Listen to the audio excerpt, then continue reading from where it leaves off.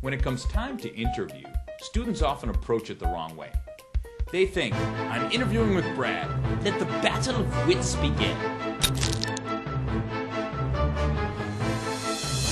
In your mind, every question is some type of trick question, and it's your job, in a split second, to figure out what that trick question is. I can almost see your brain churning.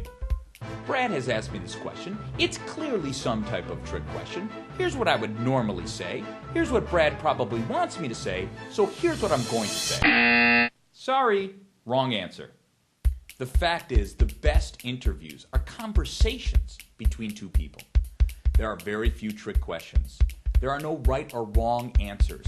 And there aren't hidden meanings in what they're asking you. In fact, the following is not a likely interview scenario. If you were stranded on a desert island with one book, 2 farm animals, and 1 signer of the Declaration of Independence, what would you choose? War and Peace, a chicken, a goat, and James Madison. Wrong. We were looking for the Iliad, a rooster, a cow, and John Hancock. Leave my office, you have just failed the interview. Interviews are about establishing a connection and showing the interviewer who you are. So, how do you ace an interview? Well, just like a lot of things in life, preparation and practice. This may sound obvious, but know what you've done.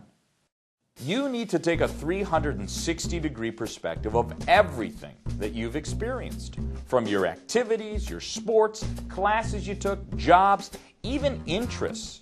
If it's something you've done, be prepared to speak about it intelligently. For instance, if they see that you're a leader in student government, they are not going to say, "Oh, Courtney, I see that you're president of the student body. That's pretty cool, huh?" It's much more likely that an interviewer is going to spend quite a bit of time on that fact. In fact, they could ask you questions like, why did you decide to run for student government? What did you like about it? What did you dislike about it? Why do you think you won? What was your platform? What was your greatest mistake? What was your biggest success? If you had to do it all over again, how would you do it differently and why? Tell me about the relationship you had with your vice president. Tell me about a relationship you had with someone in administration. How did you convince a skeptical school to do something they never wanted to do? And on and on and on. Now, an interviewer isn't going to rip them off like I just did, but the fact of the matter is they want decent answers to those questions.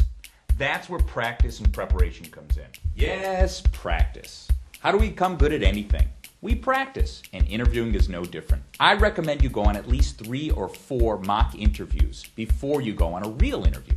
Your Career Center is the best place to start. They can interview at least a couple times and give you some amazing advice on how to ace the interview.